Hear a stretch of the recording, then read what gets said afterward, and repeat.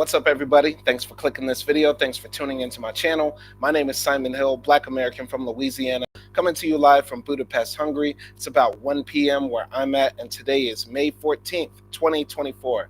Doing my daily live streams where I read interesting articles, whether it be the news or actual research papers, because on this channel, it is intended to be educational. It's intended to be informative. It's also intended to be entertaining as well. It's supposed to be fun. It's a place where I'm supposed to chat with the people, let them know, what's going on in my mind, my takes on everything that's happening in the news and in our black world, and educating people on the issues of white supremacy and anti-black racism that is systemic in our world, not only in our nation, and in this case, the United States of America, but throughout the world as well. So shout out to everybody who's been supporting my channel, subscribing. I've received hundreds of subscribers in the past few days, mostly because of the videos that I've released a few months ago of me traveling to different countries and going to masjids and jumas in different places. If you don't know, I'm a Muslim.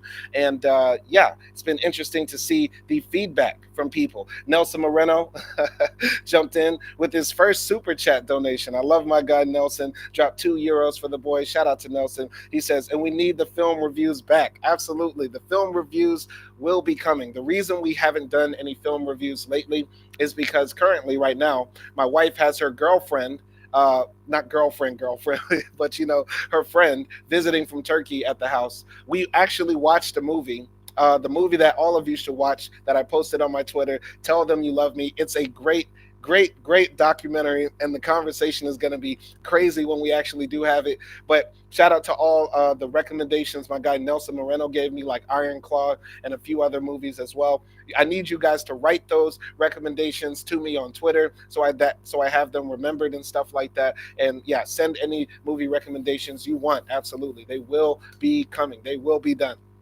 All right, shout out to Nelson, as always, for coming in and support. I love the people who come in and support my content. Thank you, thank you, thank you. So I won't have much time to be on because I got a lot of things to do today. I got a lot of English classes. I've got to go to the gym, hit the treadmill, hit the weights, trying to keep it straight. You get what I'm saying? But I'm going to be reading this very short but also very interesting article or research paper written by these three black male scholars who are talking about the pathology that's created in black men, in America in this case, because of the society that we live in and the images that are put into our mind and how we are socialized in Black America. As you guys know, I'm going to university this fall to study sociology, and hopefully one day I will be a PhD just like these black fellows right here, and hopefully I will be typing my own research papers, doing my own scholarship and stuff like that. These are my dreams. These are my hopes. So any donations you give to this channel, any sort of appreciation you want to show to this channel, either by watching or sending super chats or stuff like that, you are helping me further my educational studies so I can continue to serve our people. You get what I'm saying? But this piece is titled Black Male Social Imagery and the Disruption of Pathological Identities, Implications for Research and Teaching. It was written by Tyrone C. Howard, Terry K. Flenaw, and Clarence L. Terry Sr. Now, at first, just looking at the names, I knew Tyrone was a brother.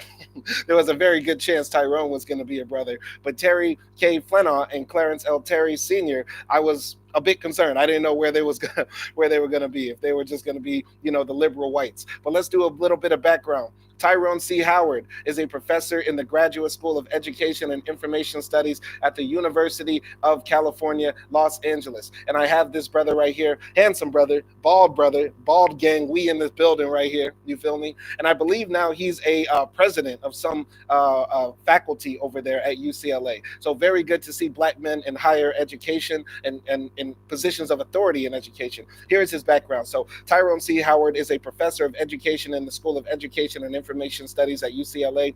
His research addresses issues tied to race, culture, and access and educational opportunity for minoritized student populations. Professor Howard is the author of several best-selling books, including Why Race and Culture Matter in Schools, Teachers College Press, and All Students Must Thrive, Houston, Houghton, Mifflin, Harcourt. He is a native of Compton, California. They not like us. He's a boy from Compton. Yeah, this is what I like to see. I went to Compton one time. I went to Compton back in 2014 or something like that.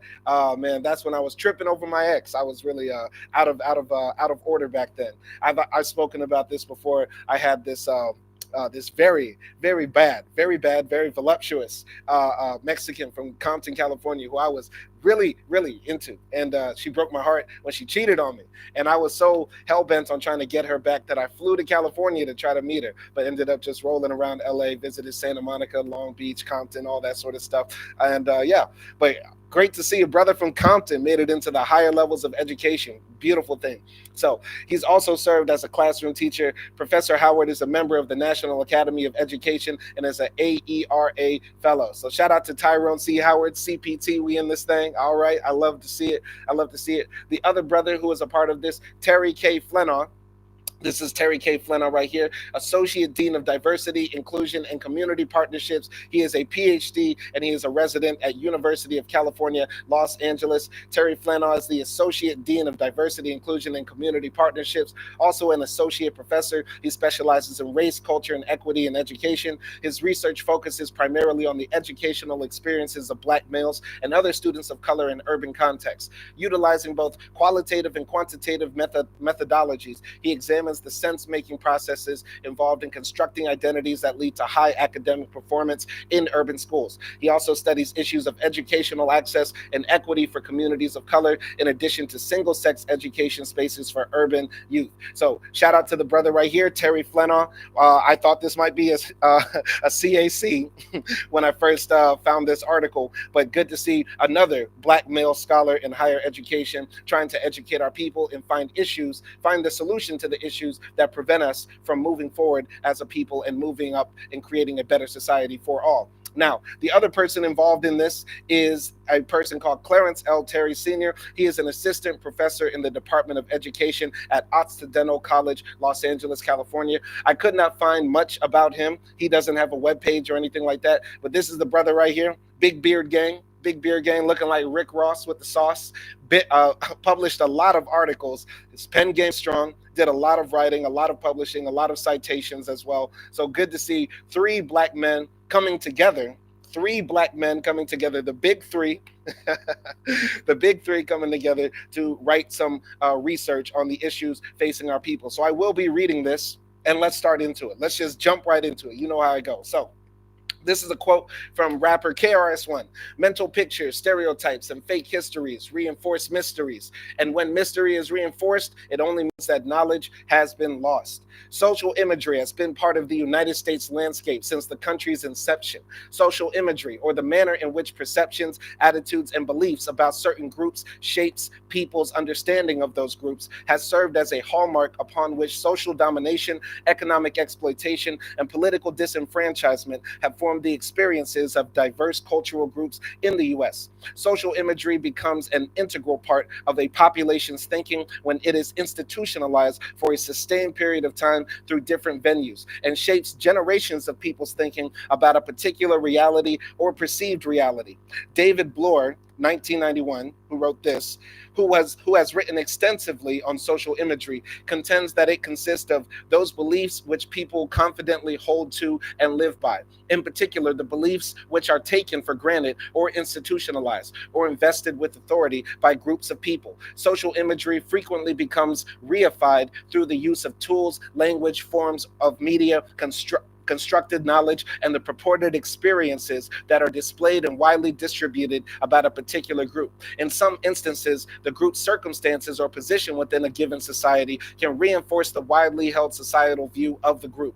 Throughout history of the U.S., racialized groups have often had their experiences profoundly shaped by social imagery in ways that have created tremendous hardships in the quest for self-actualization and a healthy sense of self. So the way I interpret this opening paragraph is basically saying social imagery is basically stereotypes, or the way that we imagine other groups of people or other parts of our society functioning. And so when we hear that X group of people do this, or X group of people are like this creates the framework or the backdrop or the foundation for how we interact with society or view other groups of people or individuals within those groups. Continuing here.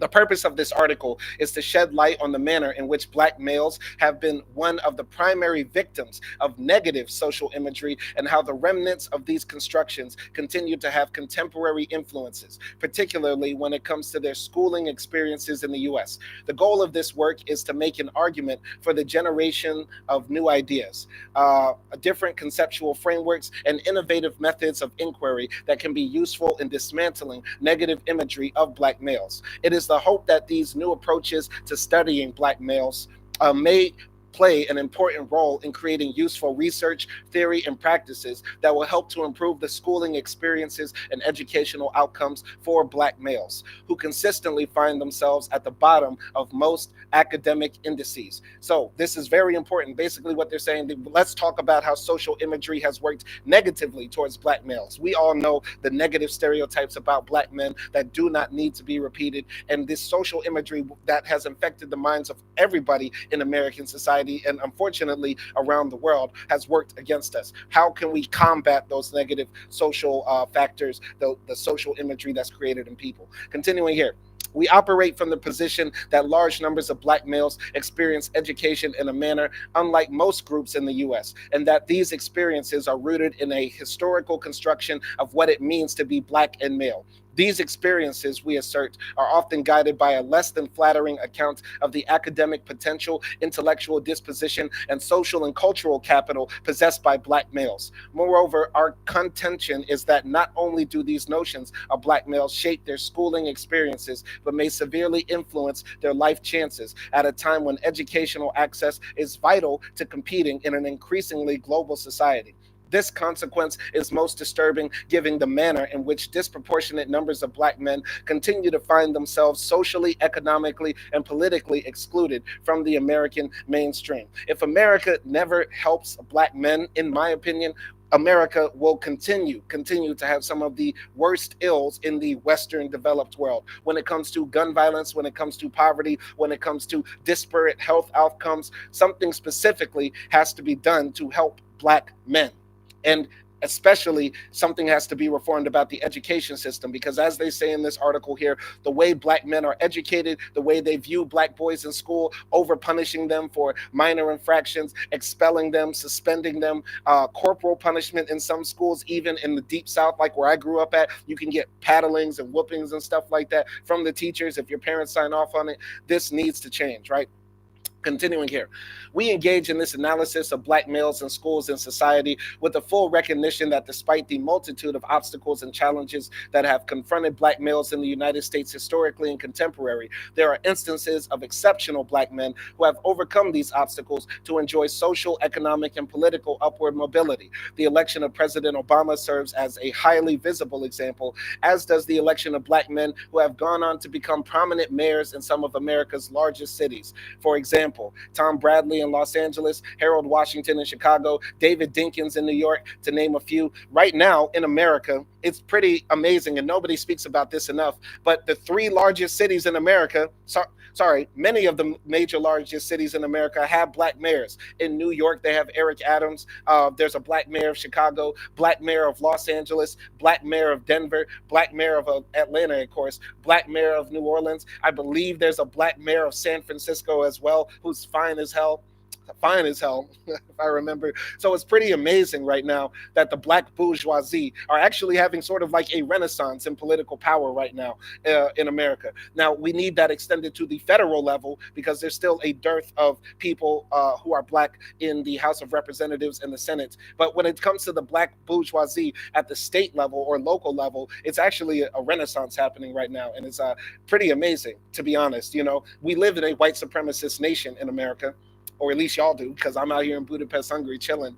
But still quite amazing that you can convince that many white folks to put their trust in a black person at the helm of city government. Going here to the comments, Nelson Moreno says, masters control how slaves see the world, so slaves hate other slaves, inevitably. Absolutely very true. A lot of the negative social imagery that is put into the minds of black people also comes primarily, I would say, from the mouths of other black people, right? Our parents were the ones who were telling us, don't act like that around white folks, or behave yourself when you're in mixed company and stuff like that. Or some of us, unfortunately, in the black community, play colorism. We do the brown paper bag test, or did the brown paper bag test. We make comments about good hair and bad hair and stuff like that. So, unfortunately, a lot of black people, it it internalize the white supremacist ideology that permeates our society and then spew it back out to our people, which is very negative. You shouldn't talk to your kids like that. You shouldn't talk to other black people like that about, those sorts of things. All right, continuing here. In addition, there are a large number of black men who occupy prominent professional positions in their respective communities. The number of black male attorneys, law enforcement officials, entrepreneurs, educators, architects, and engineers often go unnoticed by the larger society and media. However, we cannot ignore the reality that for each black male who has enjoyed any degree of social or economic mobility, there are disproportionate numbers who continue to experience varying degrees of disenfranchisement. We are also mindful that the upward mobility of fortunate black males is not always attributable to the quote unquote kind smile of U.S. life, law, and educational opportunity, but rather in spite of it. Yes, yes, yes, exactly. This is what I tell people all the time. When you say that America is not a racist nation, or it's not a white supremacist nation, or an anti black nation, just because we have Obama, Jay-Z, Oprah, Lil Wayne, hell, Kendrick Lamar, whatever you want to say, America, those people, America makes it very hard for those people to succeed, and therefore their success is the exception to the rule, rather than validation of your sort of belief that America is post-racial or a non-racist nation. So I really like the point that they're making here in this article so far. I'm very interested to continue to learn. I'm not looking to this article to seek validation, but to have education and reach some form of enlightenment. Let's continue here. Finally, this article offers an account of how researchers and practitioners can conduct their work in a manner that rejects pathological identities for black males in P through 12 schools, and instead develops a more comprehensive and complex account that recognizes black males' academic promise and multifaceted identities. It is critical that the success stories of black males become more recognizable and commonplace, and that these realities become more attainable for young black men at large. We seek to examine some of the concerns about the manners in which black males are frequently viewed in schools, and offer important design principles that can be utilized by educational practitioners, researchers, and black males themselves to disrupt deficit accounts of black male academic and social potential. So let's get into the meat and potatoes of this text. Educational state of affairs for African American males. So, what is actually happening on the ground? And this, by the way, this was published back in 2012, about a decade and some change ago. I would still argue that many of the facts here hold fast and true. Continuing, a voluminous number of statistics explain the severity and persistence of academic underachievement and social challenges of African American males in pre-K through 12 schools. In many states across the country, the numbers are mind-numbing. A majority of African American males in the 4th, 8th, and 12th grade do not reach grade level proficiency in reading, mathematics, history, and science. Fewer than 10% of African American males were at or above grade level in these same subjects matter areas. Equally as disturbing is the fact that fewer than 3% performed at advanced levels in these areas. Young black males are more likely to be suspended or expelled from schools than any other group. African American males currently make up approximately 8.1% of the nation's student population, yet they make up a disproportionate number of students receiving special education and remedial services. African American males comprise approximately 26% of students nationwide identified as educable mentally retarded. That's insane. 34% of students diagnosed with serious emotional disorders, and 33% of students identified as trainable mentally retarded or developmentally delayed. The disproportionate representation of various ethnic groups in special education has been documented by a number of scholars. However, it is clear that no other group has been more adversely affected by disproportional special education placements than African American males. Now, some people are going to read this and say, well, black men are naturally stupid. Black men have no capability, or they are more predisposed to not have the educational opportunities or mental faculties that white people have. Therefore, of course, they're going to make up 33%, because if you believe in this sort of meritocracy that black people are naturally stupid, then you're going to look at these numbers and say, well, that's just how it goes. Or even worse, you might point to something like and say, well, where are their fathers? Where are their mothers? What type of home do they have? But there are a bunch of white people who come from broken homes. I went to white schools, knew white people all my life. White people have as many divorces, if not more. White people have as many single parent homes, if sometimes even more, than black people and stuff like that. So your home life can have an influence on your education, but it should not be the only sole focus. And we acknowledge, at least on this channel, and if you disagree, we acknowledge that there is no difference in people's ability intellectually because of their race. Being black, being white, being any sort of race is a social construct. It is not a real thing. There is no difference between humans based on skin color. But there is a difference on people based on the expectations that are placed on them and the sort of society that they are placed in. How come in every other society that we go to, we see these same numbers repeated when it comes to Palestinian children in Israel? When it comes to Kurdish children in Turkey, when it comes to Gypsy children or Romani children in European public schools. These same numbers are repeated because those same types of people are an oppressed minority group in their nations as well. All right, continuing here. The challenges that many black males encounter in schools explain why the dropout rate for them is among the highest of any subgroup in the country.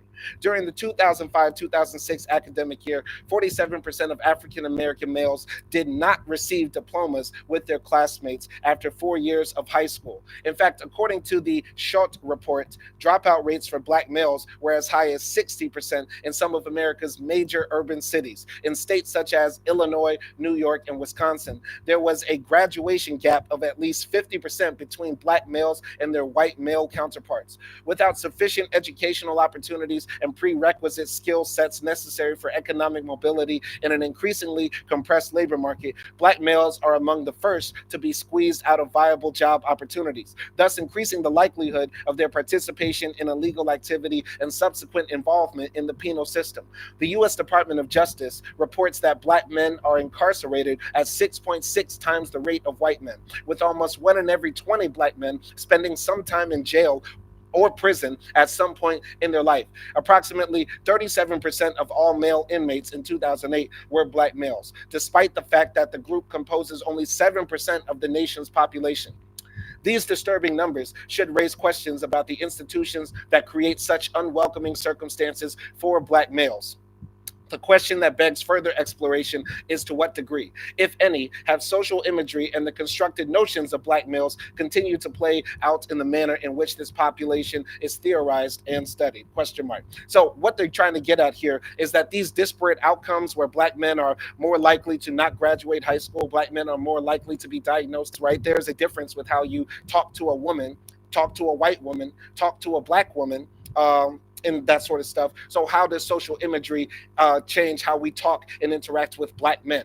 That's the point that they're trying to get at here, from how I understand, right? So the examination of disproportionate academic outcomes, special education and dropout rates, and the incarceration numbers for black males should be taken with a note of caution. On the surface, these numbers can easily convey that there is something quote unquote wrong with black males due to their inability to adapt and thrive academically and behaviorally in schools and society. This thinking reinforces negative perceptions of black male potential. We contend that a more critical analysis of black male outcomes in schools should be linked to structural conditions and arrangements in the schools and society that produce such alarming numbers. Part of depathologizing black males and reconstructing another type of social imagery is to place appropriate scrutiny on institutional practices, structural arrangements, cultural practices, and ideologies which create the conditions that may stifle the intellectual, academic, and social growth and development of black males. The challenge that exists for advocates of black males in initiating this disruption of pathological and deficit-based ideologies in the face of a preponderance of evidence that supports the reification of academic and social shortcomings. We ascertain that one of the ways to deconstruct this social imagery of black males is to understand the historical context which has shaped the negative social imagery of black males over time. what they're basically trying to get at here, from what I understanding, is that we need to find a way to depathologize how we view black men and reconstruct a new idea. And this is very much related to the movie review that I will do with my wife later. So if you do not follow me on Twitter, follow me, Laji Enrique. I post my movie reviews there first with my wife. We do them live on X. And the movie that we're going to review is a documentary called Tell Them You Love Me. And it's about a mentally handicapped black man named Derek, who has cerebral palsy. And people believed all his life that, of course, that he was mentally retarded, that he could not function like a normal person. But then comes some sort of way for him to communicate called facilitated communication, and then a whole string of events happen afterwards. Now, I don't want to give away my take on the film yet. I don't want to give away any spoilers of the film in and of itself. But I'll say this: the way we view something is often how we treat something. If we view this as a cup, we will view and treat this as a cup to drink from with coffee. If we view it as a flower pot, if we were to remove the handle and treat this as a small flower pot, we would put dirt in here, seeds, and treat it as such, right?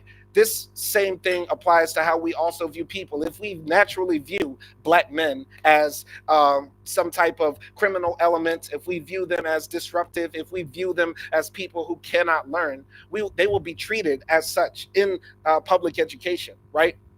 So we need to change that, because black men deserve the opportunity to get the best education that white people do and every other group of people does, right? So this is what we want in our society, and this is why the social imagery around black males needs to be reformed and changed. And it's up to us as black men, right, to reinforce those positive things on the young black men who are around us, and also on our young black sisters who are around us too, as well. That's what I would say about that. Gonna jump back into the paper here. Black Males in Social Imagery. An exhaustive body of literature has examined race and educational inequity. Scrutiny of this work is vital in evaluating the state of affairs for black males, past and present. Some of this work has been centered on a political economy framework, providing the critical argument through in-depth analysis that some ethnic and racial groups benefit from schools while others do not. Continuing here, understanding schooling strictly from a capitalistic standpoint. Social reproduction theorists have argued that the function and purpose of schools has been to deliberately produce a semi-skilled labor force to reinforce existing class arrangements and to maintain the structural arrangements of a capitalistic society, while still promoting the appearance of meritocracy, fairness, and equity. All right. These works have important explanations that speak directly to the social and economic conditions that large numbers of black men face. So what they're saying here in this paragraph is that some people believe that school is supposed to be a meritocracy. The best students get the best grades, but actually school is meant to reproduce the sort of system that puts the students in there in the first place. Coming from middle class families, we want to recreate the same type of people that were able to put the students in the classroom to begin with. Coming from lower class families, they're going to repeat the same sort of structure that puts those lower class families in the classroom. So black men are at the bottom of American society. So the school will churn out more black men that will fall into the lower half of American society, right? The semi-skilled workforce. Of course, schools have the advanced placement class that will then become the professional managerial or executive class, or the entrepreneurial class of the next generation. And then you have the remedial class that's meant to be the underclass, who are meant to be the plumbers, mechanics, or whatever we consider lower class work. That's how I'm interpreting this article here. And that's very profound if you think about it. There are some people who debate this self-reproduction theory. They say that, schools or society doesn't want to just reproduce the same sorts of people, but that's debatable as well. I tend to think that it might not be intentional, but it does sure pan out to create the same sort of outcomes, right? Schools sort of do create the next generation of people who tend to fall into the same lines of their parents or their forefathers. Continuing here. What is disturbingly absent from the political economy analysis of schooling is the racialized ideological constructions which foster negative beliefs about blacks in general and black males in particular. The manner in which black men have been characterized in American society has been well documented. A number of scholars have described the evolution of black male characterizations over the past several centuries. Early 17th and 18th century images typically cast black men as physically strong, mentally inept, hypersex brutes who were well suited for slavery and deemed to be subhuman. Over time, the image became more entrenched of black men being lazy, docile, and inhumane savages. We have also witnessed the depiction of black males as the Sambo or minstrel character who only sought to entertain their superiors. Many of the 20th century depictions painted black males as pimps, thugs, hustlers, and law breaking slicksters who were not to be trusted, were not worthy of equal treatment, and needed to be marginalized because they were a quote unquote menace to society, prone to violence, and constantly involved in gangs and drugs. These characterizations have become entrenched in the public mind through pseudoscientific research, literary sources of the day, cinematic outlets, and persistent caricatures. These caricatures contributed to the development of an image that perpetuates widespread disdain for black men. This disdain, undergirded by an assumption of white supremacy, subsequently affected their life chances and labor opportunities. To illustrate the point, Wilson's Urban Poverty and Family Life Studies survey of a representative sample of Chicago area employers found disturbing results about the depiction of black males as potential employees. Employers from 179 firms found problematic results with the manner in which black men were viewed. Wilson states, of the 170 employers who provided comments on one or more of these traits, 126 or 74% expressed views of inner city blacks that were coded as negative. That is, they expressed views, whether in terms of environmental or neighborhood influences, family influences, or personal characteristics, asserting that inner city black workers, especially black males, bring to the workplace traits including level of training and education that negatively affect their job performance. Wilson expounded on this work by documenting the manner in which potential employers hold viewpoints about black males. He stated that the results suggested employers make generalizations about inner city black male workers and reach decisions based on those assumptions without reviewing the qualifications of an individual applicant.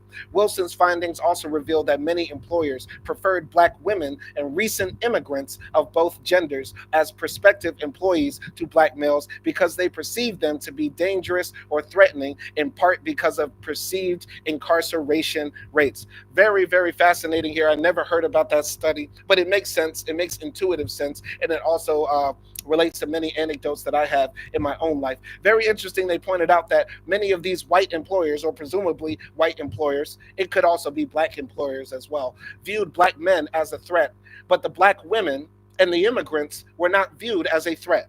They would rather have immigrants, recently arrived immigrants, first generation immigrants, immigrants who possibly speak English with an accent and forget their articles A, N, and D, right? They would rather have them in the office rather than black women. Of course, black women will probably make more sense because women are viewed as softer and less aggressive and less prone to violence. But the idea that our schools create a system where people come out thinking that black men are violent, therefore they are less likely to be employed and hired, sorts of once again reinforces the idea that our system perpetuates the same sort of cycle, that they are meant to churn out more black men or that will fall into the same categories that their fathers have and not actually have any meritocracy or elevator up in social mobility. Continuing here. Wilson also stated that black males suffer disproportionately from what he terms as the new quote unquote urban poverty. His analysis shows that the unemployment levels of black males surpass those of every other subgroup and exclude them from action participation in any economy that continues to be dependent upon highly skilled labor force and adequate levels of education, which many black males are frequently lacking. He also maintains that the blue collar jobs that were supposed to be available for undereducated black males have, by and large, vanished due to outsourcing or enhanced technology. Page primarily argued that the rapid reorganization of the global economic order has forced African American men into the bottom of the hierarchy, organizing workers in the new information age. Page contended that our assumption about black male capability derived from the representation of black American men in local and national media. If we can recognize that media production of black male imagery is one of the many white cultural practices undergirding the formation of a new world order, then we must decolonize the production and dissemination of media representations by developing more appropriate modes of anthropological observation. Basically, what they're saying here is that the media, if you continue to put out images of black men as thugs, gangsters, criminals, and that sort of stuff, we will continue to have these sorts of outcomes where black men are viewed such a way. Now, I know somebody in the comments is going to say, well, the rappers be acting like thugs and criminals and gangsters on TV. We have to acknowledge that the rappers, Drake, Kendrick Lamar, Snoop Dogg, Tupac, Jay-Z, whatever, whoever you're thinking of, they are all being paid by people who do not want us to actually have positive representations of black men. I mean, that should be totally obvious, right? That should be total. There's a reason why the rappers like KRS-One, Dead Prez, uh, um, Public Enemy don't get pushed, because white people would rather see and pay for a black man acting like a thug, criminal, or gangster. There's a reason why Not Like Us, Kendrick Lamar's song, is the biggest song in the world right now. It's because everybody loves to see black men acting tough, gangster, thug, and criminal, which is what Kendrick is posturing on that song to some degree. Not that he's saying that, he's the biggest gangster in the world, but to some degree, Kendrick is leaning into more of the gangster image in the Not Like Us song more than anything else. And white folks eat that up. The dominant society eats that up. For anybody who doesn't realize it yet, rap music, popular music in general, is pushed by white folks. They're the ones who make songs go number one, have a million, billion streams or anything like that. So Kendrick's Not Like Us is feeding into this same sort of negative stereotypes as well, which is what the white executives want, because they know that's what the white mass media wants to consume and eat up. Right? And therefore, afterwards, all of that, it then has a negative impact on the regular good old black folks who are trying to get a job, and they're told, you know what, we don't want to have any violence at our office. Let's not hire black men. Continuing here. The perpetuation of negative attitudes towards black males is troubling because it often starts at an early age and becomes normalized in the national psyche. In her field, notes which summarize the institutional narrative on children and academic outcomes, Ferguson wrote, according to the statistics, the worst behaved children in the school are black and male. And when they take tests, they score way below their grade level. They eat candy, refuse to work, fight, gamble, chase, hit, instigate, cut class, cut school. They are defiant, disruptive, disrespectful, and profane. These black males fondle girls, draw obscene pictures, make lewd comments, intimidate others, and call teachers names.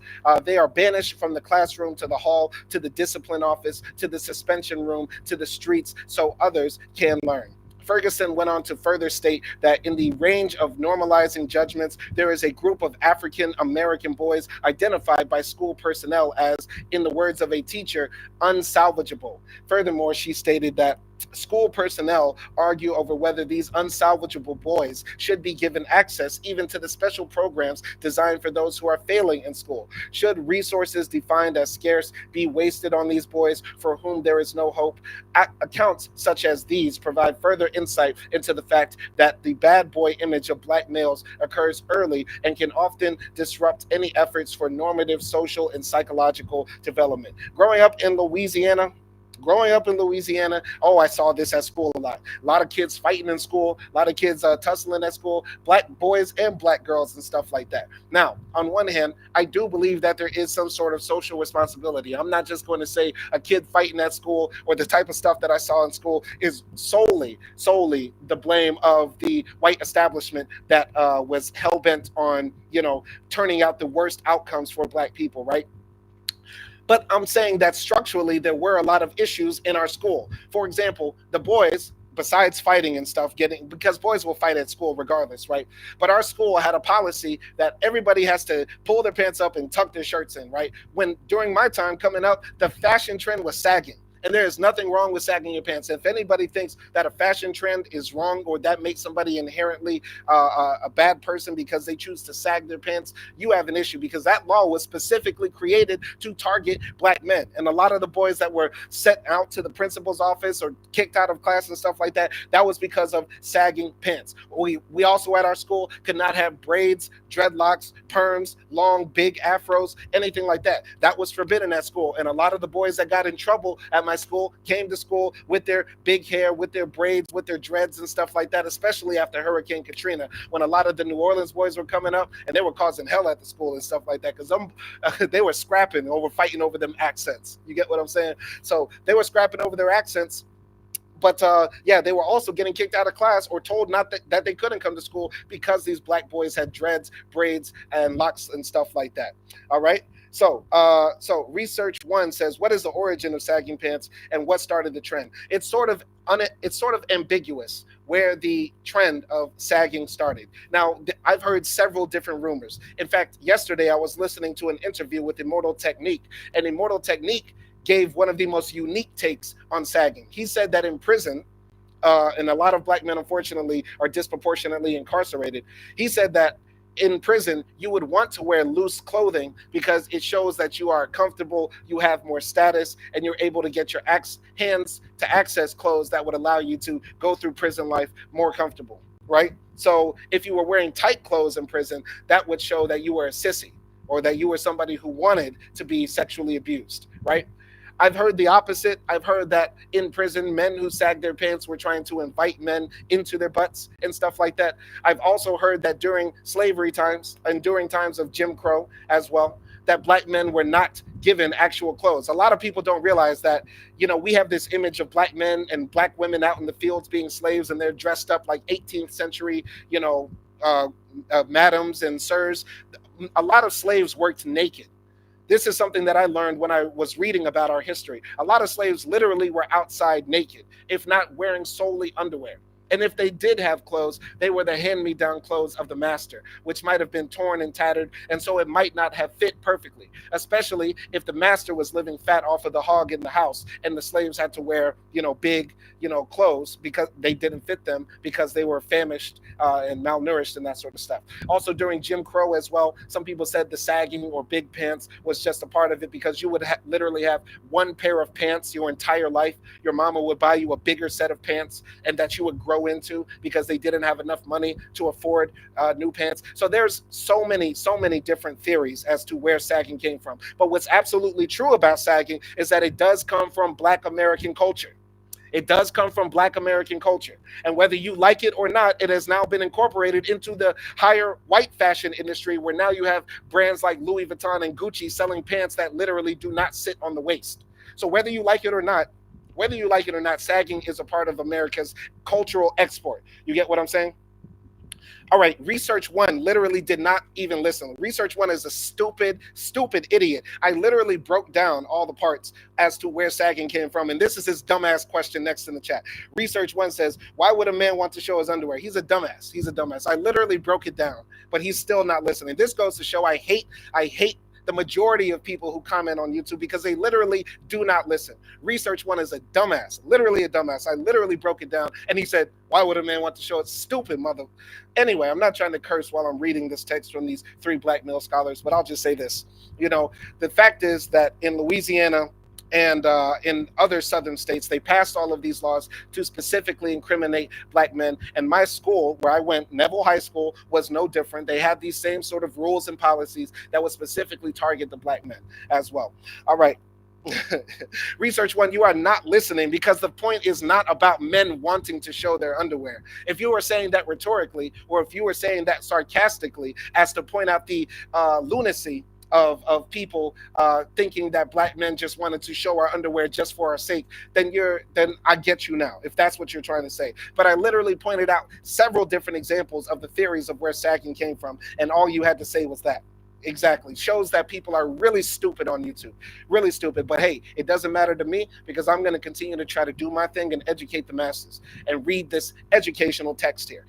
But stupid people like Research One make it very hard. Continuing here. So, in addition to discussing the documented institutional practices that produce social identities of at-risk troublemakers, unsalvageables, Ferguson analyzed how and why many African-American boys actively distance and separate themselves from school as a desirable and authoritative object of identification, while simultaneously embracing alternative subject positions as a means for becoming visible and gaining recognition in the social world.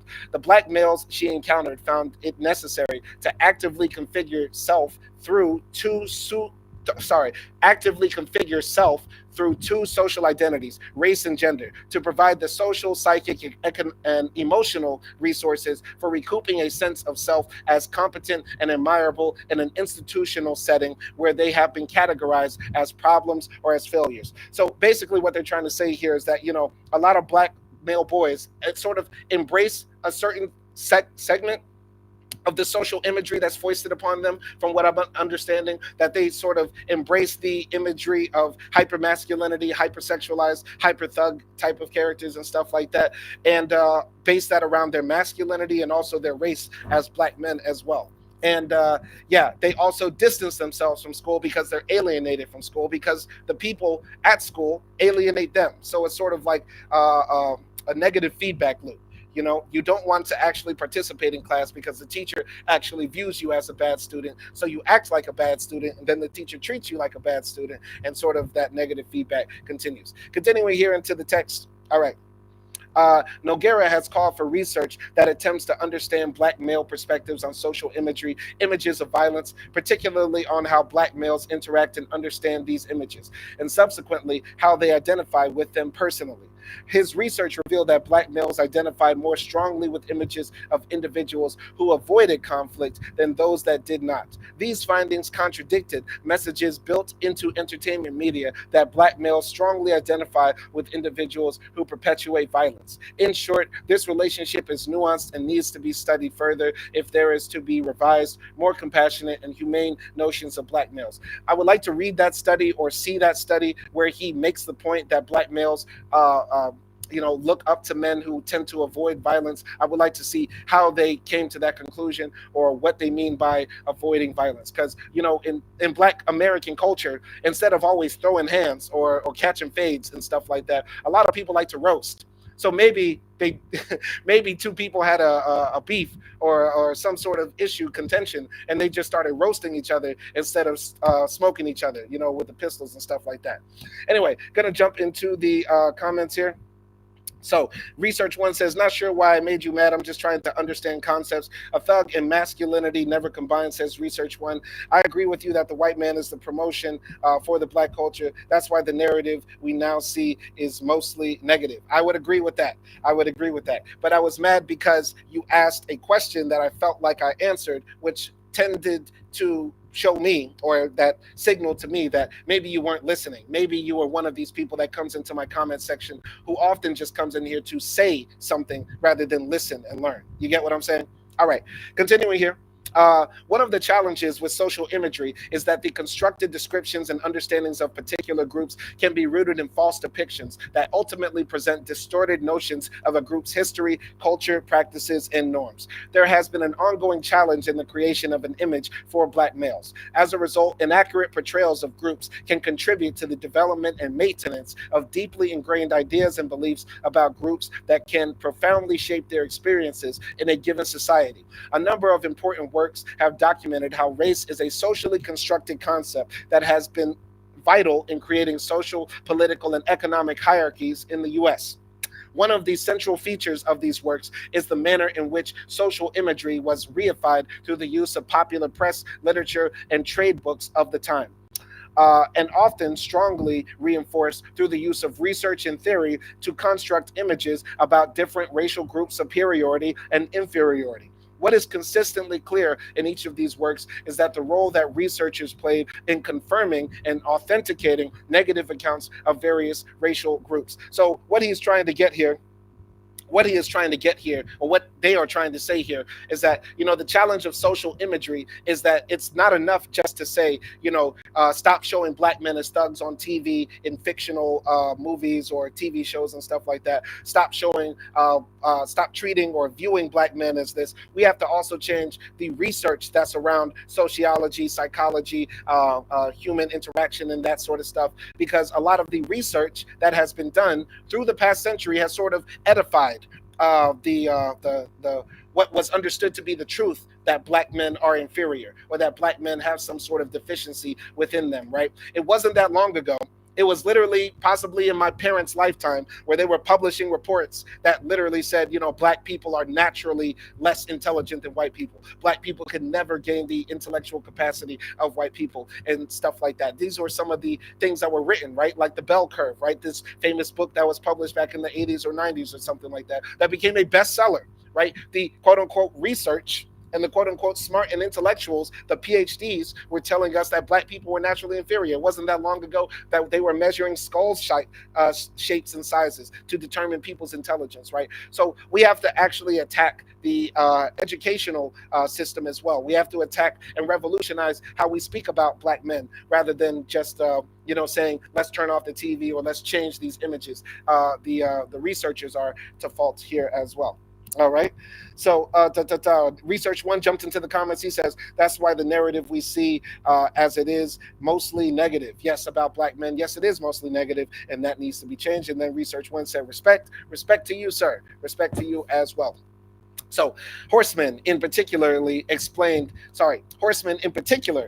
how by the middle of the 19th century, American politicians, intellectuals, and the general public overwhelmingly spoke about, believed, and explained their country's success in racial terms. American ideology had shifted from an emphasis on superior institutions to dominant racial characteristics. He stated that the new science of man in the first half of the 19th century was ultimately decisive in giving a racial cast to Anglo-Saxonism.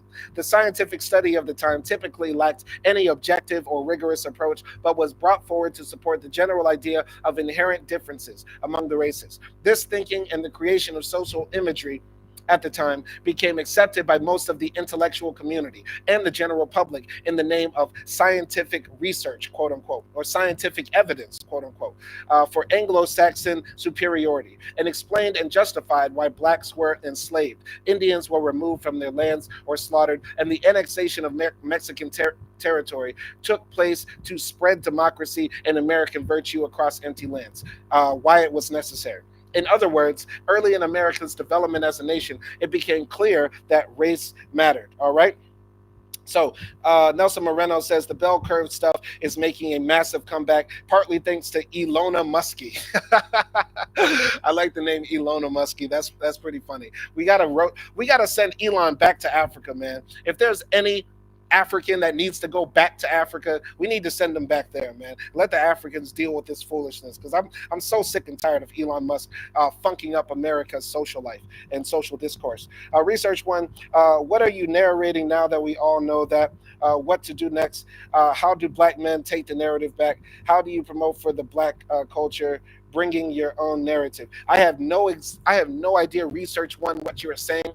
What I am doing is reading the text of 3 black scholars who are then literally saying in the text, but research one, you on one hand say that you're listening and that you're coming here to learn, and then on the next hand you're saying, well, what are we going to do when we are in the middle of the text? This is the thing. This is how I can tell who has read a book in their life and who has not. And Research One, despite his name, has never done any in-depth research. Research One is a person who has never finished an entire book. He is literally saying, while we are in the middle of the text, what are we going to do about it? Nigga, we are literally reading, you stupid person. This is why I will probably not be replying to Research One's comments anymore, because either he is a non-native English speaker who doesn't know how to format what he wants to say to come across as if he's actually learning, or secondly, he is a person who has no patience, just wants to hear himself talk or type. You get what I'm saying? Anyway, I'm going to go back into the text right here and talk about this.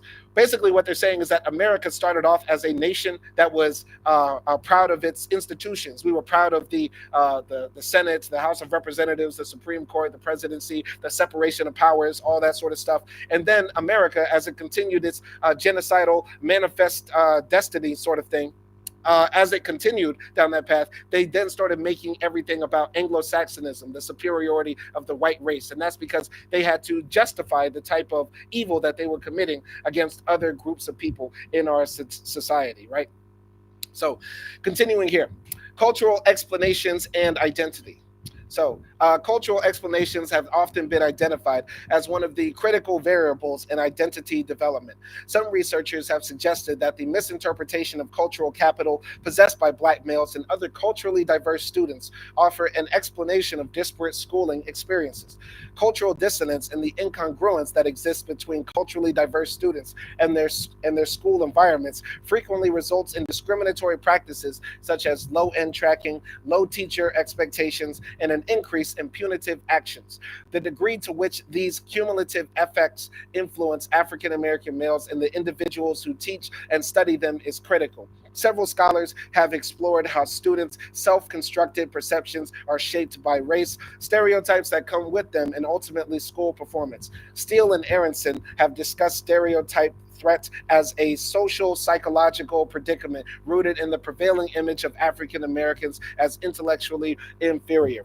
I gotta say this. I gotta say this. I would not be where I am today, and I don't believe I'm very far, but I have to give a shout out to my two black teachers in elementary school. I had two. I'm so lucky as a black man to have two black men who were my sixth grade English, math, and history teachers, right? Mr. Naylor and Mr. January. After I've been to university, I've sat in a bunch of people's classes. I want to go back to university, but the only two teachers I truly remember in my life were Mr. Naylor and Mr. January. These two black men were very patient, they were understanding, they were cool, they were smart, they were handsome black men. I look up to them as role models and figures to this day. And I find it even more ironic that I even ended up becoming a teacher my damn self because of Mr. Naylor and Mr. January. And I think it's important for black males if they have the opportunity. Like if you were to choose between a school that was all white but it had great education, quote unquote, a reputation for a great education, or a school that was just I, but it had many black male teachers, I would choose the school with black male teachers a million times over because these two black men had a great effect on my life. I love those brothers to death. I hope they're doing well. Last time I checked, Mr. January had like 12 kids and Mr. Naylor had like four, and they were still teaching. Shout out to them, man. They changed my life for real, for real, for real. Okay. Yeah. All right. Research one is saying sorry for his errors. He's using his phone. I haven't. Listen, man, I don't know exactly what to say. I will read one more comment from Research One. Apparently, Research One has a PhD in education, but I guess he wasn't educated on how to formally type on the phone, how to use the two thumbs to get his point across. But Research One says, when you see YouTube videos, you see many videos of black men bringing stereotypes and that the white man about black women and start promoting for that. Okay, all right. If you're talking about like red pill stuff, people on the internet talking about how much they hate black women or how black women are the bane of the black community and how black women have a ghetto culture that's bringing down our society. If you're talking about all of that stuff, the Andrew Tate sort of talking points, fresh and fit sort of talking points, yeah, that is a big problem, I would argue. And that's something I fight against on my channel as well. But yeah, we're almost finished with this text. Let's go here. So this informed Steele's later work, which found that the most immediate effect of stereotype threat can be the anxiety that undermines academic performance, particularly for women and culturally diverse students. Steele's work found that when women and African American and Latino undergraduate students were informed that members of their respective group had not fared well on previous academic tasks, these members did not perform well on varying cognitive tasks. Steele has suggested that when students are mindful of negative stereotypes that exist about their group membership, even as they try to combat such stereotypes, they still perform poorly, thus showing the pervasiveness of the stereotype threat and reinforcing the importance of social imagery and its effects on black males. These findings underscore the prevailing thought that stereotype affects school performance for certain students, especially those from ethnic minority backgrounds. It is essential to consider Steele's work when examining the manner in which black males make meaning of their identities and their subsequent school performance. The challenge of making meaning of an imposed identity which does not reflect on one favorably, and then fighting to debunk that image raises serious concerns about how school performance plays out. So that's very, very interesting. That's very, very interesting right here. I think what they're trying to say here, how I interpret this, is that black students and women students and other minorities, when they're told, people like you don't do well on tests, or people that came before you who looked like you didn't do well on tests, that hurts their opportunity because it kills their self-confidence, right? And I do think there is some validity in that, but I think that might be because, like, damn, this test might be hard, or damn, this teacher might be racist, or damn, maybe people that come from my background, right? Because that could be interpreted many ways. Like, people from certain backgrounds might not be able to get certain concepts because it's not a part of their cultural background, their educational background, and stuff like that, right? And also, we have to remember that a lot of white students, or a lot of people from the dominant society, or people of upper classes, have more educational opportunities, right? Those parents are the ones who are able to afford to send their kids to after school tutoring, get them private tutors, send them on summer vacations. They're the ones who are more likely to force their kids to do the summer reading because they have time to be around their kids and stuff like that. So yeah, I think that is a big issue. But I want to combat something that I know somebody is going to say: this is why we shouldn't teach about slavery. This is why we shouldn't teach about Jim Crow or the civil rights movement. Because if we tell black kids that you were once slaves, or that you were once held in bondage, and that you were once thought of as three-fourths of a human, then you would not do well on the test. And therefore, we need to stop doing that. I would argue that that is really false. Like, teaching black kids or not teaching black kids about our history is more detrimental to them than telling them that, thinking that that's going to have some negative effects on that. Listen, I view myself as a fairly intelligent man. I am well-versed and well-read, and still very highly educated, very intellectually curious about the history of black Americans, and that does not stop my educational achievement, and it won't for any other black person. All right? If that's the case, let white people stop learning about, I don't know, the fall of Rome, the Holocaust. Let white people stop learning about, I don't know, 9/11. Let white people stop learning about Pearl Harbor, because if you continue to see yourself as a victim, white buddy, you're going to continue to act like a victim. Ain't that right? Doesn't the same apply both ways? I'm going to continue here. So, Research One says, when I was in college, I used to hate professors who are reading from a slide just saying, Research One, please unsubscribe from my channel. Please unsubscribe from my channel, because the purpose of my content is to give people the ability to access information that they normally would not have, or to pay attention to things that they are not usually paying attention to. Research One, I highly suggest that you are not black. I highly suggest that you are doing some 3D chess level trolling, because the point of my content here is to walk through the text and read through the text with y'all. All the other YouTube channels basically read headlines. All the other YouTube channels basically don't even delve into the stories. They're just putting spin on it, and they don't actually engage with the text. Research One, please unsubscribe. I don't want to hear shit you have to say, because I am not just reading from the slide. I am literally reading a text here, reading actual research papers. If this is not what you are into, Research One, find another channel where all they do is put flashing, exploding graphics on the screen. That is not what my channel will be and do. This is my side project. This is a hobby of mine. This is where I come to chat and learn with the people. If you're not into learning and all you want to do is talk out of your neck, please do that somewhere else. All right? Please leave my classroom. All right, Research One, not sure why you read all these theories with Franz Fanon explain. All right, shut the fuck up. That's all I got to say to Research One. Research One, I'm going to tell you straight up, flat out. Research One, shut the funk up. Shut the funk up. Literally. Shut the funk up. Shut the fuck up. Seriously. All right, continuing here. Identity is critical because it shapes the manner in which young people view themselves and the manner in which they perform in schools.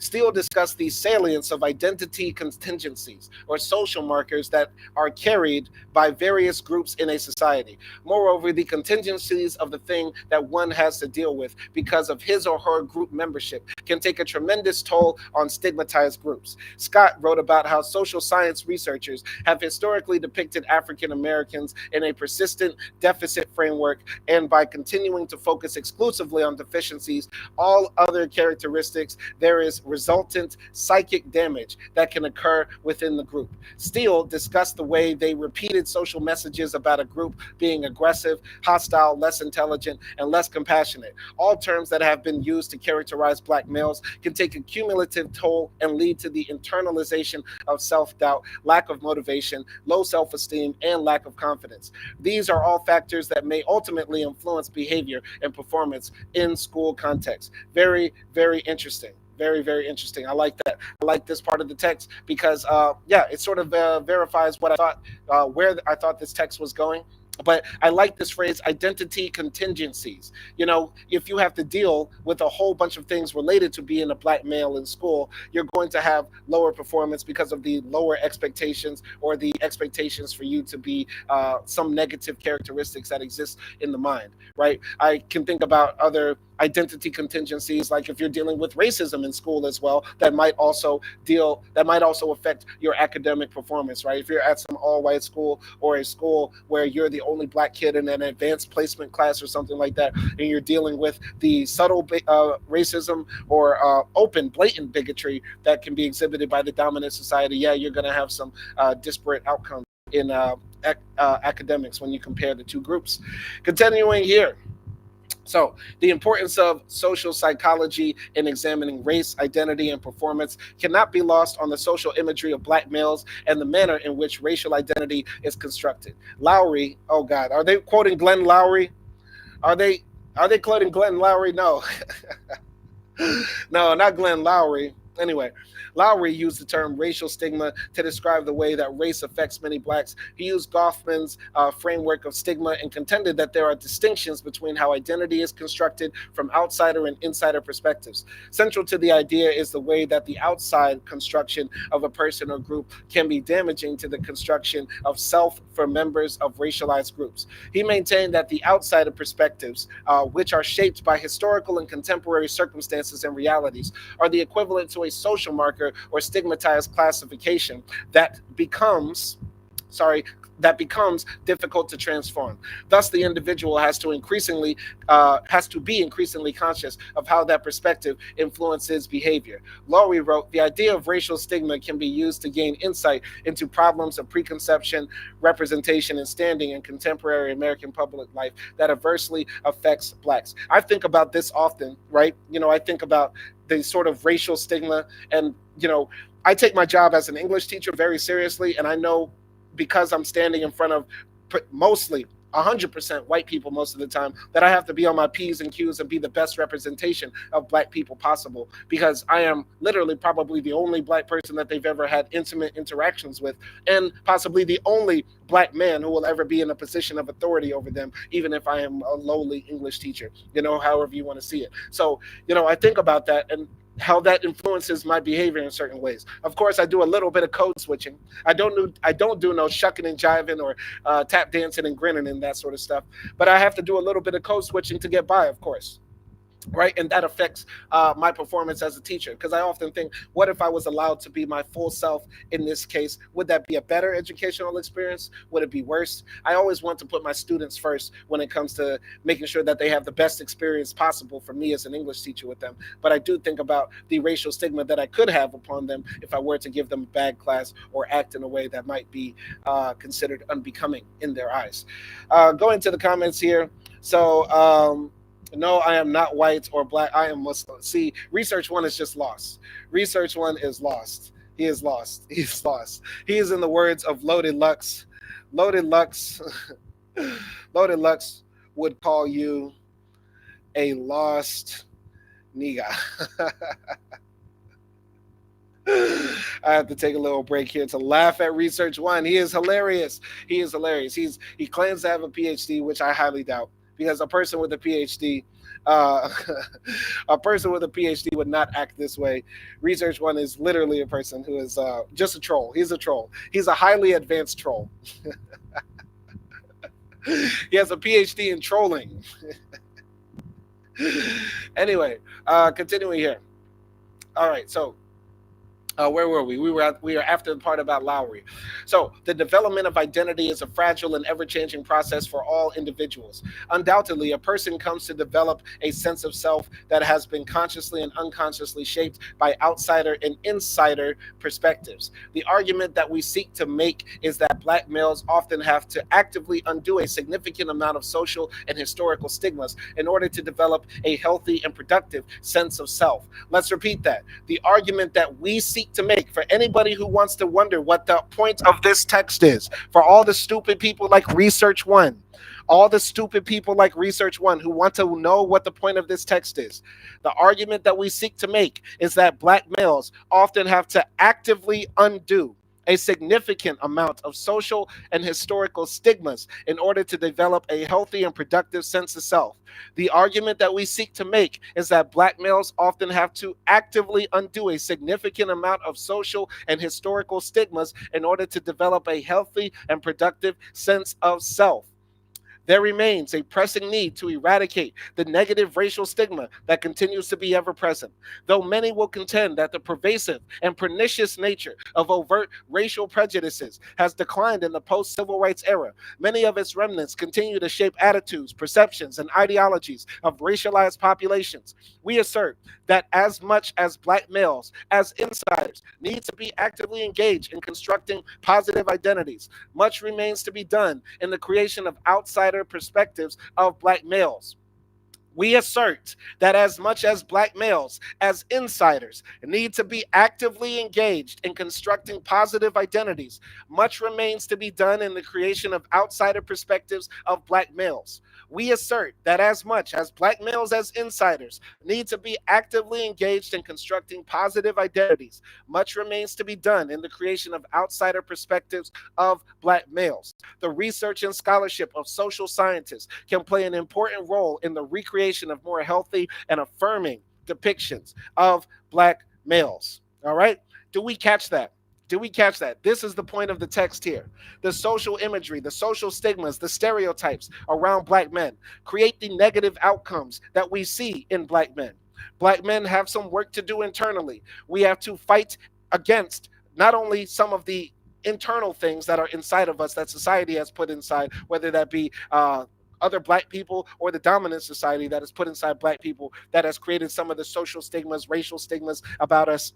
But we also have to fight against the social imagery that the dominant society puts out as well.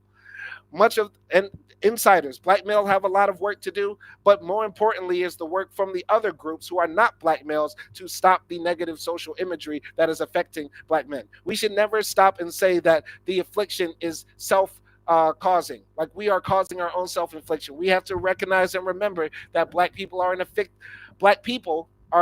group, and black men in particular, in this case, in this circumstance that we're talking about, are an afflicted group.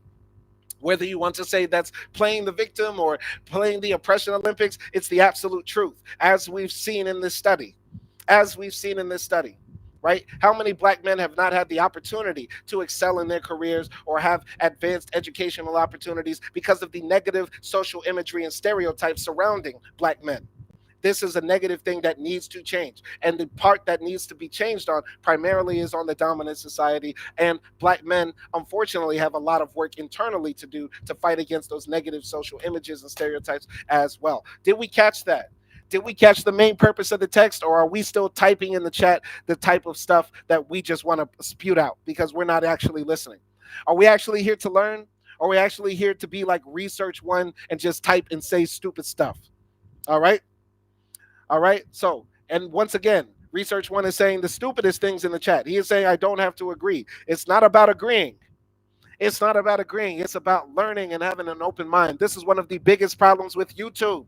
This is one of the biggest problems in American society. It's one of the biggest problems in the Anglophone world. A lot of people don't actually want to learn. They actually just want to come and say whatever the hell they want. They don't actually want to learn.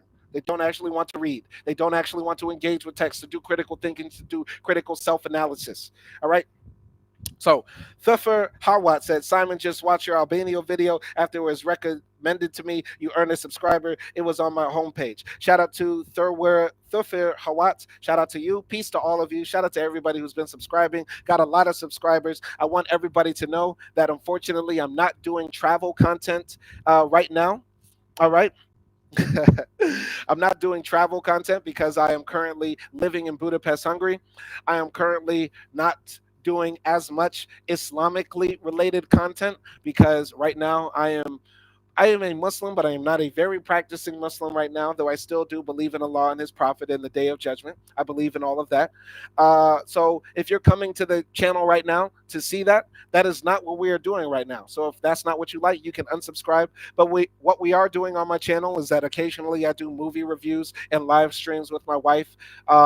And also on this channel, I am always engaging with anti-black racism, fighting against those ideas, and studying white supremacy and black male studies. So if you're into that, you can subscribe. If you don't like that, you can unsubscribe, and that's okay because my channel is meant to be a platform for me just to share and chat and talk with the people and educate the world as well, and educate myself. Nelson Moreno says, Dune fans are welcome. I know y'all want me to do the Dune movie review. I would like to do it, but I got to watch both of them again. And plus, I'm really not that into the Dune lore. I would really like to do an X-Men 97 review. I've been watching X-Men 97. X-Men 97 is very, very, very good. But my wife doesn't like X-Men. So I don't know if I could review it by myself. But if anybody wants to watch it with me, we can review X-Men 97 on Twitter. Anyway. Continuing here, principles to disrupt and dismantle dominant discourses on black males. Given the challenges that continue to afflict African American males in schools and society, it is imperative for scholars and practitioners to give consideration to the manner in which their work can be done in a way that contributes to the recasting of the black male social image. Part of the work that must be done to change the manner in which black males are viewed requires stepping out of age-old paradigms that have created distorted and debilitating images of black males. We suggest that careful reflection and consideration be given to the way in which our research, theory, teaching, and learning coincides with the ways that black males see the world around them and seek ways to create a more affirming and humane image. The reality is that most young black males are not incarcerated, most do not commit crimes, and most of them do not terrorize their communities. Most are caring, loving, and thoughtful sons, brothers, cousins, nephews, uncles, and in some cases, fathers. For too long, the construction of black male identity renders them as cold, heartless, quote unquote, natural born killers. And often, much to our chagrin, many young black males internalize these depictions and play out these roles much to their own demise. What follows are considerations that we suggest will help to guide our thinking in future research and practice with young black males. These principles are not exhaustive, but offer caution, concerns, and considerations that may be useful in recreating the social imagery of black males. All right. Penis envy is also a huge factor, Nelson Moreno says. Absolutely, man. We all know that the white supremacists wake up every morning and they say, why does my life suck? And what is the black man doing with his penis? Right? I was just looking at Mario Battelli's Wikipedia the other day, right? And if anybody doesn't know who Mario Battelli is, he's a Ghanaian but Italian-born Italian football player who's very famous as well. And yeah, the type of racism that he dealt with growing up in Italy is insane, right? And a lot of the jokes and evil that he dealt with jokes about his penis, right? And that's not okay. That's not okay. There's no such thing as a positive stereotype. I was just talking about that with my students the other day. There's no such thing as anything positive you can say about an entire group of people. Every individual should be judged based on who they are as a person. All right. Continuing here. Principle 1, abandon theoretical approaches on black males that are deficit oriented. Historically, theoretical approaches to research on black males have focused on what these students, and by extension, the families and communities they come from, lack intellectually, socially, and culturally. Researchers interested in students of color, in large part, have pathologized these populations by continuously studying those who are not doing well or questioning their innate intelligence or lack thereof. In many ways, contemporary researchers have adopted similar stances, even as they attempt to disrupt discriminatory school practices. Deficit-based practices have been heavily influenced by the early eugenics movement in the United States, which, aside from advocating for white supremacy and domestic policy, also promoted highly problematic theoretical approaches to scholarship on and about people of color in the United States, which showed how much they varied from a white centric norm. Its impact can be seen in deficit oriented studies that have sought to identify what black males and other communities of color lack, as opposed to what these populations do excel in the face of numerous political, social, and economic barriers. While the scholarship that examines the challenges of black males can be important for understanding the impact of key social and institutional circumstances, work that highlights models for success may lead to more significant change in conditions for black males and communities of color. All right. So research one says so one like you can we say it applies. What the hell? See, this is a person who does not know English on an English YouTube channel. So one like you can we say it applies. What the hell does that mean? That literally means nothing. That is literally gibberish. You got a PhD, but you can't even write basic English sentences. This is how we know you are a troll, research one. You did not gain a PhD. You are a pretty huge what is the word? Denier. You're a pretty huge denier. You're a liar. Your pants are on fire. Research one. You do not have a PhD because no PhD can write a sentence that bad. All right. Uh, yeah, going here to this part, very interesting. A lot of the research that was done, we need to attack the academic research that was done on black men that says that there is a lack of something. Black men lack this, even if they say they lack funding or resources or opportunities, or even going deeper into mental capability. We shouldn't say black people lack something. We should say, wow, how have black people been able to survive and make it to this point after all the political, social, and cultural hurdles that have been put in their way, right? And instead of studying the groups of people who are failing in the black community, why not study the black people who are successful and who have found ways around the many barriers and obstacles that are in their path? All right, I find that very interesting. Continuing here. So, Noguera argued that despite the broad array of difficulties that black males face, it is important for educational researchers to acknowledge both the fact that black males have found ways to achieve in today's school settings and the environmental and cultural factors play significant roles in the academic success of black males. Noguera's call for work that does not begin with what black males lack is important because it encourages researchers to accept the premise that the structure of many American institutions have failed to adequately address the needs of historically and marginalized communities. A number of black males continue to reach academic success in spite of educational institutions and not because of them. Let's repeat. A number of black males continue to reach academic success in spite of educational institutions and not because of them. A number of black males continue to reach academic success in spite of educational institutions and not because of them. We suggest additional studies that examine black males' success in schools, communities, and homes. Part of the work that needs to be done to transform the social imagery of black males is for scholars to play a critical role in helping to recreate the image of black males by highlighting their success. Recently, Chicago's Urban Prep Academy for Young Men publicized that it had graduated all of its senior class, whom all are black, and that each student was accepted for admission to 4-year colleges. Part of the work necessary for scholars interested in black males' performance is to study the positive things that are happening at schools such as in Inglewood Prep, highlight the prominence of the accomplishments, examine the practices and school culture, and then raise questions about the replicability of these outcomes given what has been learned. Very beautiful here. Very beautiful. So, principle two, the other solution that they offer: avoid perpetuating a false dichotomy where the challenges for black males are focused on either individuals or institutions. Scholarship in the area of educational achievement for black males has fortunately perpetuated a false dichotomy in which the challenges for black males have typically focused on either individual or institutional culpability. Needless to say, each of these areas contributes to the circumstances affecting black males in schools and society. Needless to say, each of these areas contribute to the circumstances affecting black males in schools and society. What they're basically saying, there's not blame, but sort of factors that need to be adjusted in both circumstances for the person and for the schools, right? All right, continue here.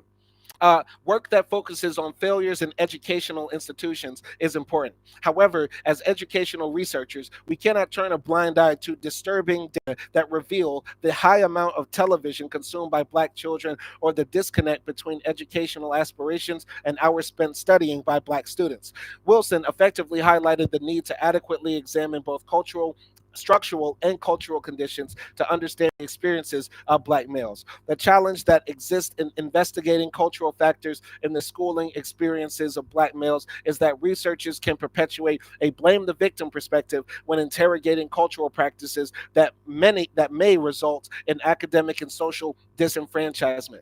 Patterson makes the call to push carefully in this direction. He stated that a deep seated dogma has prevailed in the social science since the mid 1960s, the rejection of any explanation that invokes a group's cultural attributes, its distinctive attitudes, values, and predispositions, and the resulting behavior of its members, and the relentless preference for relying on structural factors like low incomes, joblessness, poor schooling, and bad housing.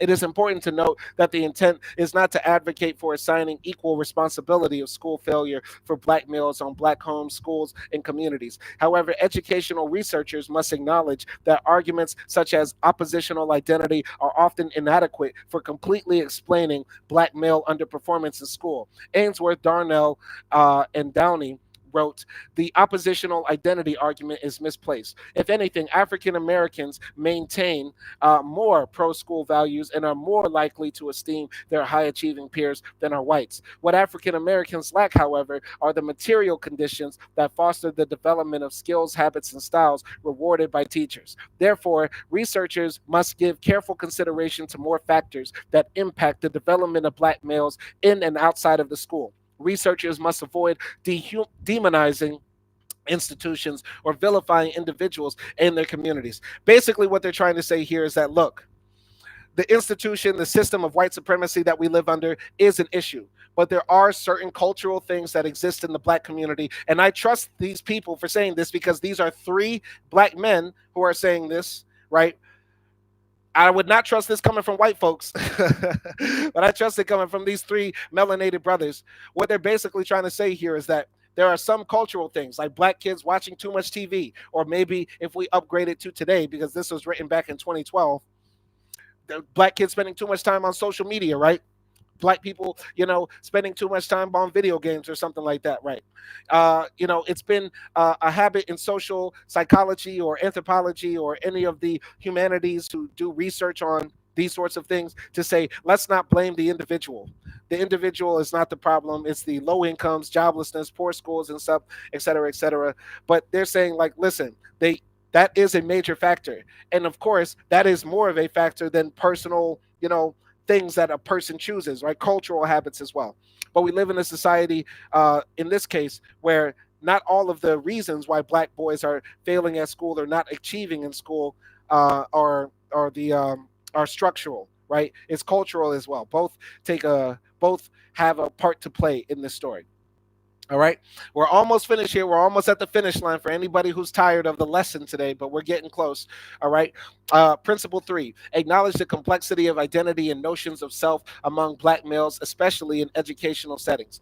Research on the educational experiences of Black males has to recognize the complex nature of Black male identity within the context of learning institutions. The fields of education and psychology have struggled for well over a century to adequately address the significant challenges Black males face in constructing identities that function in institutions of education. Du Bois paid particular attention to the internal conflict that Black men faced in the United States. His notion of double consciousness recognized the psychological and socio-historical realities of Americans' oppression and sought to shed light on the complex ways Black people develop notions of self in America. More contemporary work on Black males has encouraged educational researchers and identity theorists to acknowledge that often complex ways masculinity plays out among Black men in today's schools. Harper and Harris suggested moving beyond singular notions of gender and state that and state that this static understanding of what it means to be black and male excludes a large number of black males who do not locate their identities in such narrow characterizations. These works are important because they operate from a framework that black males are not monolithic. One of the ways that research on black males can be enhanced is through the examinations of the comprehensive nature of black male identity. Nasser et al. Called for the need for a nuanced conception of African American racial identity that considers both the strength and the of the identity and the local meaning of the identity in their social, cultural, and ecological theoretical analysis of achievement, identity, and race for Black students. They discovered that African American students endorsed a range of identity meanings and that these meanings varied according to the context in which they were shaped. Basically, that's a complex way of saying that we have Black people like Simon Hill keeps it trill, who acknowledges his Black American identity, his masculinity, his Muslim identity, his identity as an English teacher and the work he does. And then we also have black people like Research One who just say, I ain't black, I'm Muslim. There's black people who are Hebrew Israelites. We have black Democrats, black Republicans, black people come in all shapes and sizes, especially in America. So yeah, we have to remember that as well. Like when we're talking about the complexity of the multiple identities that can be layered onto one person has to be taken into consideration when we talk about these disparate outcomes, right? Right? How what are the outcomes for Black Muslim children in America's public schools? What are the outcomes for Black kids or Black male students who come from single parent households where that single parent is the father? What about black kids who are raised by gay couples, right? What about black children that are LGBTQ, right? There are different multiple layers of identity that a black man can have, right? And none of them are, can be discounted. None are less important to that person, right? But our blackness is one unifying factor because that's how the world will view us first, right? So, continuing here, a topic that may serve as an area for examination is black males of mixed race heritage. Williams discussed the glaring absence from the professional literature of the social and psychological adjustment of black, white, biracial students that discuss the complex nature and formations of their identities. She stated that biracial students encounter unique challenges in the current educational system. Researchers need to conduct empirical research on the schooling experiences of black, white, biracial students to gain a clearer understanding of the education of these students. Identifying and examining the multifaceted nature of black male identity is critical to recreating a social image of black males. All right. Nelson Moreno says black men need to fight back by canceling Drake and questioning his identity. Kendrick symbolizes pro blackness. F colonizers. I'm a retard.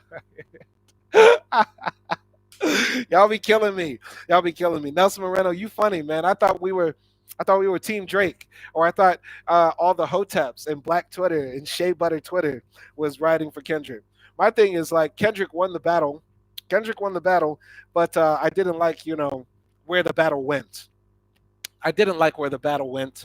And if we really sit back and think about, the way Kendrick attacked Drake, it's actually very problematic when it comes to black people. And I've broken that down before, and I'm not going to get into that. But yeah, last thing, I believe this is part four, no, part five, and then we have final considerations, and then we're out of here. So about 3 more pages. Y'all hang in with me. So, prioritize black male voices as central for engagement and analysis and research and practice. Scholarship that places students' voices at the center of analysis remains severely limited, while a growing number of scholars are seeking to capture the experiences of students in today's school.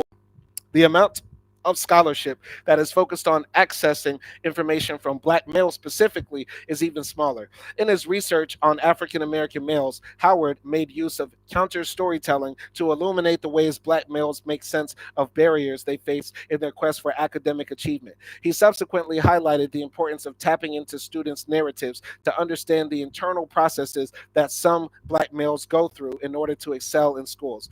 Duncan, Price, and Dimitri Dodis have examined black male voices and perspectives on education and peers, narrative inquiry positions student voices and agency as immensely important to the way identities are constructed and understood. As these studies have demonstrated, developing scholarship that makes use of black male voices has the potential to advance informed practices that begin to turn around disturbing trends in the schooling experiences of this population.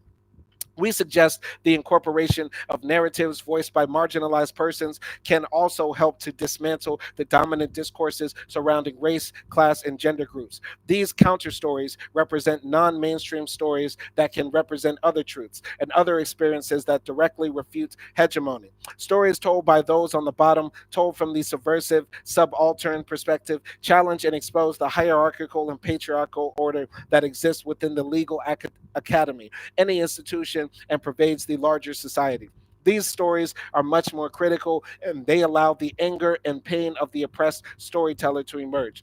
Hearing people's own stories is a powerful way of getting oftentimes reluctant teachers, researchers, or policymakers in training to understand that the theories they are learning about have a material effect on individuals. All right? And principle five, pay attention to the intersectionality of factors such as race, class, gender, and more when examining identity construction and sense making with black males. I want to find out how this is different than principle three, but let's see. So, the intersectionality of race, class, and gender are fundamentally critical in research concerned with young black males. Each marker, in its own way, profoundly influences identity construction, social imagery, and meaning making for this population of students. As mentioned earlier, black males possess multiple identities that are profoundly shaped by race and socioeconomic status and gender in all of their complex manifestations. Patricia Hill Collins referred to the intersectional paradigms as an analytical framework that explains the interrelationships of political and social systems of race, class, gender, and other social divisions that may capture the complex realities of multiple forms of oppression, exclusion, and marginalization for non dominant groups. The social and political arrangement and intersection of these identities play out in unique ways that have critical implications for racial and gender minorities, and in particular for young black males. Ann Ferguson wrote, sex is a powerful marker of difference as well as race. While the concept of intersecting social categories is a useful analytical device for formulating this convergence, in reality, we presume to know each other instantly in a coherent, apparently seamless way. We do not experience individuals as bearers of separate identities, as gendered and then raced, or vice versa, but both at once. The two are inextricably intertwined and circulate together in the representation of subjects and the experience of subjectivity. A conceptual framework with an explicit examination of the ways race and racism manifest themselves and their juxtaposition with gender and in education may offer new analysis into the underachievement of African American males and provide new insight and direction for reversing their school achievement. Undocumented numbers of institutions and spaces that service the learning and development needs of black males have recently been created in major U.S. cities. The belief behind these spaces is that there is a need to do something different to meet the needs of black males, and the continuance of the status quo will likely only produce the same dismal outcomes and results. Final considerations. Needless to say, the disruption and transformation of the perceptions and realities of black males will not take place overnight. The careful and strategic construction of black males as jesters, clowns, entertainers, sex crazed brutes, violent hustlers, and law breaking thugs were centuries in the making. The eradication of these images requires a similar approach of careful thought, reliable and sensitive research, and interventions that captures a more realistic, comprehensive, and complex characterization of black males. Much of the depictions of black males have permeated from the larger society into schooling practices and policies used by teachers and counselors. Examples would include the harsh use of zero tolerance policies, which have disproportionately affected black males. Much of the challenge is to help research inform practice in a number that helps black males experience school in a different way. The goal of empowering black males and recreating their social image through a raised consciousness is not an easy one. Removing the layers of hegemony engraved in the minds is not a simple task. Attempting to shift paradigms is real and can be a major stumbling block to achieving critical consciousness and recreating the image of black males. Part of this paradigm shift must incorporate the views, ideas, and perspectives of black males themselves in recreating their own image. We hope that this work makes a contribution to the growing list of of scholars who continue to find troubling outcomes with the schooling experiences of Black males. We maintain that social imagery will continue to play a significant role in recreating ideas of what it means to be young, Black, and male. We challenge researchers whose works are concerned with creating equitable schooling circumstances for all students to give careful thought, time, and attention to the promise being shown by Black males who do not drop out of school, who do not commit egregious acts of misbehavior in schools, and who perform admirably in schools every day. Not only is this imperative for the manner in which Black males experience schools, but it has implications for all other groups of students who have experienced education and social marginalization. And that is the end of the text. Shout out to Brother Tyrone Howard here from UCLA. Shout out to the brother Terry Flenaw for his writing as well. And shout out to Clarence L. Terry Sr. for his work on this remarkable piece of writing right here. Shout out to these two brothers. Very important as well that we talk about the social imagery, the stereotypes, the stigmas around black males that create these outcomes where Black males end up, dropping out of school, getting expelled, getting suspended, getting treated differently by the teachers and principals and everything like that. Very important. I'll never forget what happened recently to me right now. So I'm in Budapest, Hungary, and sometimes I teach kids. I work at a school here where I'm a substitute teacher, and there's literally one Black kid in this little after school program, right? And the headmaster came into class, and this happened during winter a few months ago. The headmaster of the school came in and said, "Everybody take off your coats." And the little Black kid didn't want to take off their coat, and the teacher said, "Please take off your coat," and he begrudgingly took it off, right? And I was the teacher in that case, and I kind of wanted to tell the lady, let him keep his coat on, let him be able to, sit in class with his coat. And the kid was very quiet. He didn't want to talk during class. I don't know if he spoke Hungarian or not, but I imagine that, the coat is a way for people to sort of like put up a barrier, put up a way to protect themselves. And if this little Black boy is going to an after school program in Hungary with all white kids, imagine what private school or public school he's going to here, where it's nothing but white kids all around him. And maybe he's made fun of because of his skin or because of his hair and that sort of stuff. So the social imagery that we have about Black men, it's widespread, because there's Black people not only in America who are facing negative imagery, but there's Black people in Europe, Black people in Asia, Black people in Latin America, hell, even Black people in Africa, right? There's probably one Black kid in some very exclusive private school in South Africa somewhere who's getting called all sorts of kafirs and racial slurs against him and stuff like that. So we need to fight against this social imagery. Black men deserve respect. They deserve dignity. Black men deserve the opportunities to have educational attainment. Black men should not be stereotyped and pathologized to believe that something is deficient in them or wrong in them. And that's the point of this study, and that's the point of this text. It is incumbent upon all of us to challenge the system whenever they put up social images that reinforce negative stereotypes about Black men, but it's also incumbent upon all of us as Black men and Black people in general, and everybody around the world, to fight against perpetuating and saying those negative things, saying things like, "Oh, you would be better if you were light skinned," or "You have good hair," or Black men are naturally like this or like that. There's no positive stereotypes. No stereotypes are based on truth, right? There's no sort of stereotype that's actually helpful towards people, and we need to fight back against that. My guy Nelson Moreno says, "Thank you for talking about Black men issues." Shout out to Nelson Moreno. Shout out to Research One. Shout out to who else jumped into the chat. Another person jumped into the chat earlier. I forgot their name. What was that person's name? I don't know if they deleted their comment. No, Thufir Hawat. Thufir Hawat jumped into the chat. Shout out to Nelson Moreno, Research One, and everybody else who's going to watch this on the playback. I suggest watching my videos on 2X. I'll catch y'all next time. I'm about to hit the gym and go do my 5K run. Catch y'all tomorrow for the next live stream. Send topics, send movies, send everything. My name is Simon Hill. I keep it trill, and peace.